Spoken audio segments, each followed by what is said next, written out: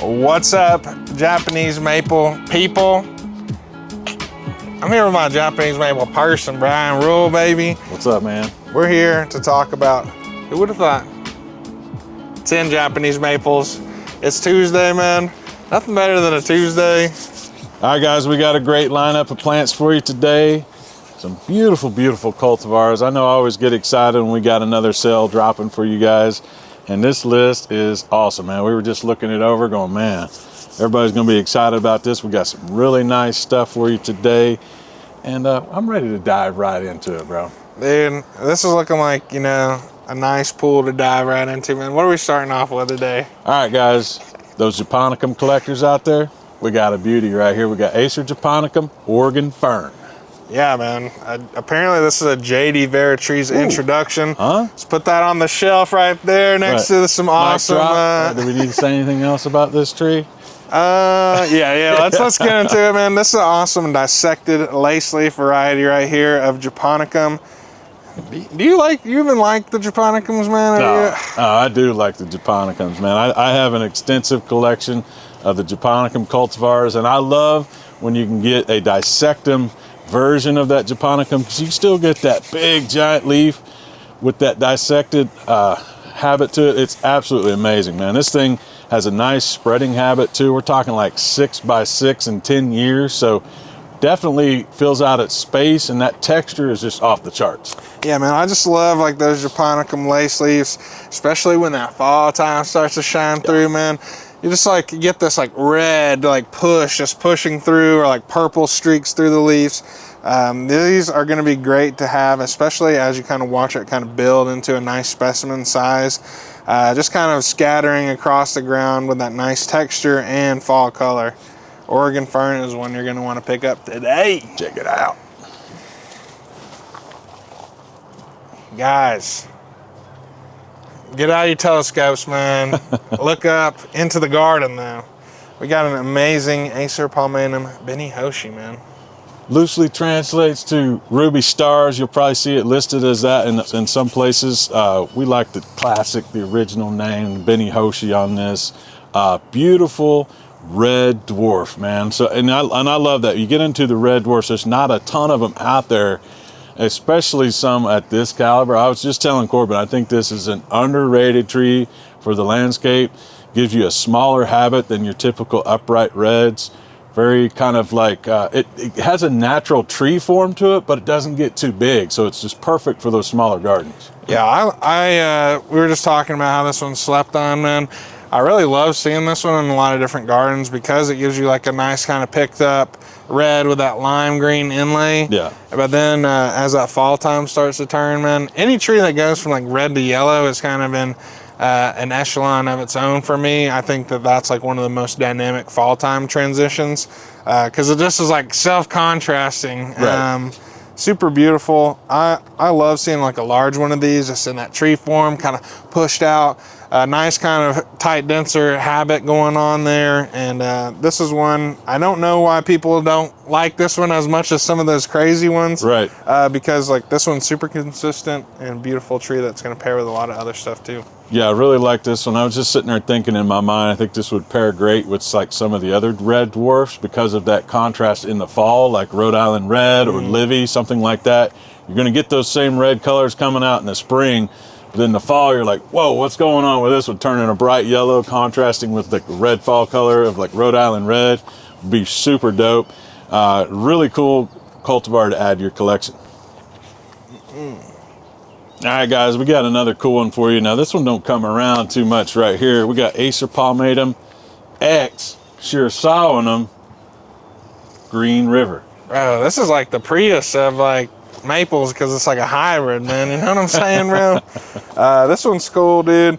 Awesome that's called the Green River, man, because I like to go tubing during that summertime, that springtime. Get up that Green River, man. Exactly, bro. I'll be floating down the Green River.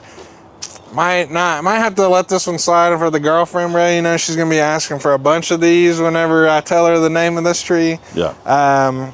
But this one's super beautiful.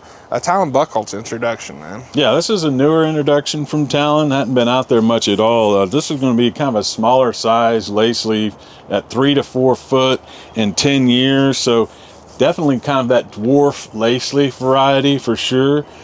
Great cascading, weeping habit to it, giving you that traditional feel of that green lace leaf that you get with like Viridis, Waterfall. But this has that circinatum influence. So it leaves out a little bit later in the season, which is really nice. And it gets a little bit of kind of a bronze blushing when it first comes out in the spring as well. Yeah, I love that late leaf out, especially here in western North Carolina, man. You know, there's things that each different garden location has to deal with. Here we get hit by that frost, man. And, you know, it's just like as soon as you start to see those leaves emerge, man, the weather forecast, man, is like, we got frost for the next 4 days. And, you know, that's always nice to just go ahead and skip all that noise with a beautiful tree that leaves out late. This is going to be one that you're going to enjoy, especially in climates like that western North Carolina area. But plant it anywhere, man. Check it out, Green River. All right, y'all. This is crazy. What do we got here, man? We got, I know people are going to go nuts on this. Acer Palmatum Koi. Guys, what Japanese garden is complete without some koi, you know? So get you an awesome Mikawa family koi today, man. This one's going to have some beautiful, beautiful bronzing colors going on during that springtime. Just the best bronze colors, man. Oh, man, this thing is super, super dwarf as well. This thing's going to be only like 3 to 4 feet in 10 years. So you can fit this in a lot of cool spots in your garden. I love growing these in containers. Be a great container plant. You know, getting a nice, beautiful pot out there by your koi pond, right? And have this sitting out there. Also, great fall color on this, too. It goes to a nice kind of this bright orange color in the fall. Really, really pops. I love that tightly layered habit it has. Very similar to Mikawa yatsubusa, but you get some spring interest and a little bit different fall color as well. Yeah, man. I remember old Doug McDougal, man. He was always trying to get him a koi. He's trying to butter us up, man. He gave... Drove all the way from Texas. Yeah, he gave one of our old office managers this beautiful glass, like hand-blown glass looking koi, man, and now it sits in the office. It's super beautiful. You know, we don't take bribes, you know, but I wear, you know, I'm a size 13 shoe, man. I'm a double XL, bro, and I'll eat just about anything. You know, I can't make no promises on if you're going to actually get the tree, but I'm just saying, that's all my measurements and everything like that. Koi is going to look great in that Mikawa garden, showing you all those differences, man, that wide array of colors that those Mikawa families have, man. This is one that's going to sell out quick, so make sure to check out whenever you put it in your cart. Boom. All right, guys, we got an awesome tree that's going to work. Zone 6 through 8. We got a beautiful Acer circinatum sunny sister. Yeah, this thing is really cool, man. It always gives me those vibes of like that full moon style Japanese maple like you get with Acer circinatum. Has that almost perfectly round leaf. Those lobes aren't very divided back into it, so it just has this really unique texture to it. So you get some really cool kind of these like yellowish tones when it first leaves out. The more sun you give it to, you can get a little bit of that bleached out kind of feel that you can get sometimes with like Orange Dream, some of those other cultivars like that. So it's like this perfect mix. You get that circinatum, but it's going to give you just a really nice texture out in the garden. Yeah, man. They didn't name this one after my sister, bro. So yeah, she don't watch the video, so I'm all good. This one, man, I just love that dynamicness of the color. You know, you do want to give this some protection from that hot afternoon sun, but like Ryan was saying, you give it some of that, a little bit of sun, you're going to see some really dynamic changes with those pinks and those yellows and those whites all kind of mixing together and playing together. And the circinatum leaf is very unique in the texture and that it provides in the shape of the leaf. But the veining structure is like very prominent in it, and it almost has like this weird like reticulation looking type deal, even on some stuff that ain't particularly reticulated, you know? So I love this one. I think this one's gonna go pretty quick too. I think a lot of people like these varieties, and we just dropped a hot cultivar highlight on this of Tim talking about it in some peak color. So make sure to go check that out. All right, guys, so before we go on to the next one here, I want to remind you that this is going to be zone 6 through 8. So make sure you take that in consideration. If you got one of these, you're thinking about putting in your garden, make sure you're kind of in that right zone. Give that the perfect kind of climate for it to thrive. Sunny sister. All right, guys, next up on the table here, we got a really cool cultivar for you. We got Acer Palmatum Dissectum Red Spider's Web. Also known as Beni Komu no Su. That's right. So John C, don't be getting on to me if I pronounce that wrong, man. But yeah, this one's a really nice, fine thread leaf variety going on. I love like this kind of like filigree-ish type. This one does have really fine thread leaves. One that would be hard to take some pictures of, I'm sure, man. It would, man. I love getting out and trying to capture this because it's just such a finely dissected leaf, and it looks very kind of fragile and just, you know, in its appearance, but it actually is very sun tolerant, very, very strong. This is a strong grower as well, a little bit faster grower than some of the others in this category. Smaller in size, going to give you that kind of 4 to 5 foot range in 10 years. Really, really nice overall texture. I think that's kind of what this one does best. It's like such a frilly, kind of just airy feel to it. It just gives you something different when you think about comparing it to other lace leaves. Yeah, man, I love, like, a great pairing for this would be that kind of fairy hair. You know, you got your gossamer, you got your filigrees, you got your red spider's webs going on, because that would be like almost like a transparent garden, man. You know, like if this is something that you want to have where that sun kind of shines through at the end of that day, man, and just like, you know, you have that sunlight coming in from the side, just illuminating all this stuff. It's going to look like almost like an ethereal kind of like ghostly garden out there. And it's going to start glowing too, which I love that. The thin leaves really have just such a nice texture. This one's going to have some really nice fall colors as well, kind of giving you that picked up red. That is just going to be awesome during that time period. Guys, red spider's web. Two black lace, dude. Talk about a pairing, right? Yeah, exactly, man. I mean, that is, it doesn't get much easier than that, man, for a great pairing. This is, I was just shooting a video for the Maple Mafia channel, or the Japanese Maple Fans channel, and I was saying, this might be a controversial take, but I think this is my favorite red upright Japanese maple, man. Oh man, this thing, I know when this first started kind of getting out there, and the first few times I saw this when they came in here to the farm, man, I was getting really excited about it because it was just doing things that other trees don't, man, especially in that red category. You get that beautiful Matsumura style leaf to it with these finely serrated edges on it, man. It's deeply divided. I mean, it just looks so different than what I think of in my mind when I think of a red upright tree. So just the texture is off the charts, and the color, this thing is so beautifully dark red. I mean, it just stands out. Even among other red cultivars, this thing is really, really popping in my garden, especially. I have one out in my backyard, and I absolutely love this thing.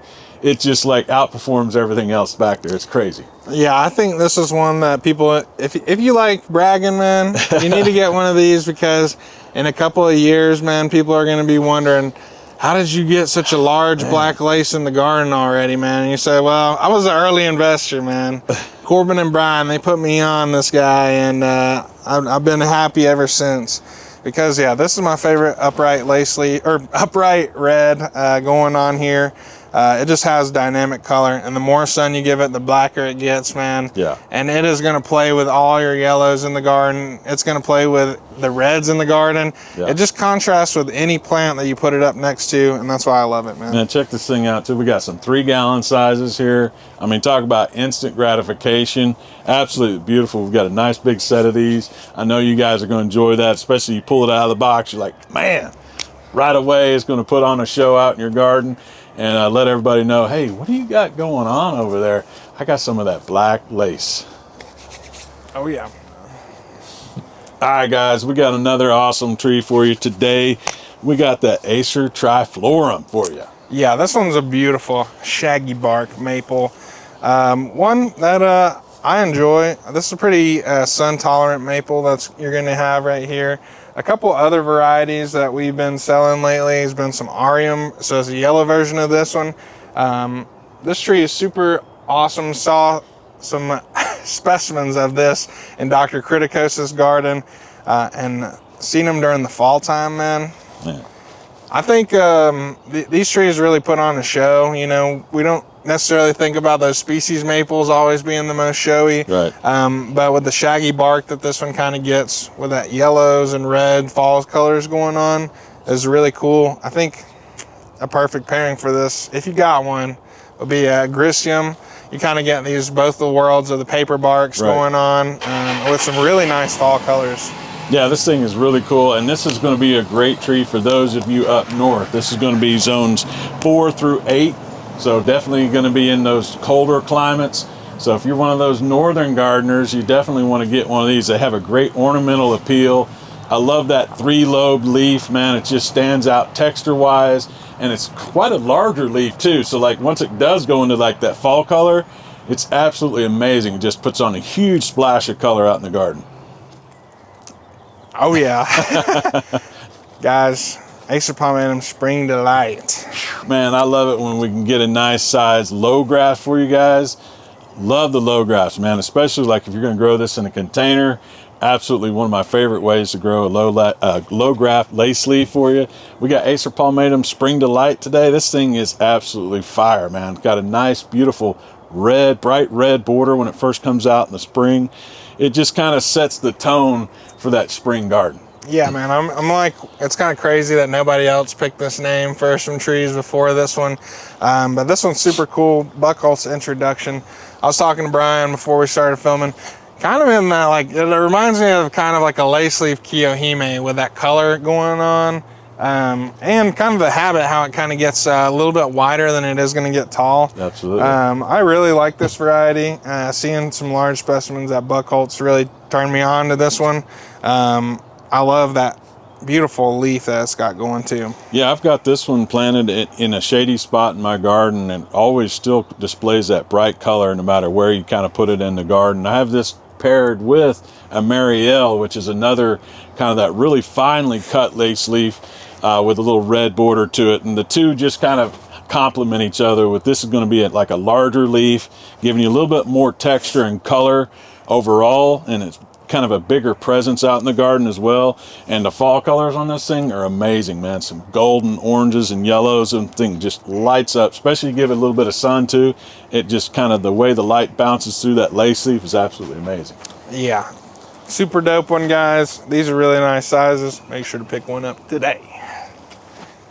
All right, here we go. Last but not least for you guys, man, this thing is absolutely amazing. We got some hefty size here. 6-gallon, high graft, Mikawa yatsubusa. Guys, you hear us talk about this all the time. Mikawa yatsubusa, the most sold Japanese maple every single year here at MrMaple.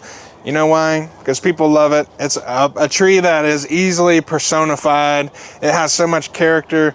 The tight shingling habit just looks like nothing else in the garden. I will say it does look like some other plants. You know, we might get demonetized every once in a while for that, but it's not. You can't, you know, do nothing with this one too crazy other than have it in the garden looking beautiful. Yeah, I love the way these create such unique shapes too. I mean, I think every Mikawa is a little bit different, the way it shoots off these branches and has this very kind of rigid structure to it as it starts to develop out. Always just kind of creates these dynamic presence. I mean, every time I see one, especially once they get good size, it's like, man, it's just so crazy that Japanese maples grow in this habit. I mean, the layering of the leaves, that dense, compact, it's just crazy, man. And to me, like, it's the classic. I think it's one of those that like most people don't think about when you're just first getting into maples, but then when you discover it, it's like, oh man, I gotta have this tree. And then there's all these variances from it that are absolutely insane. We had some koi on here today, but this right here is the OG.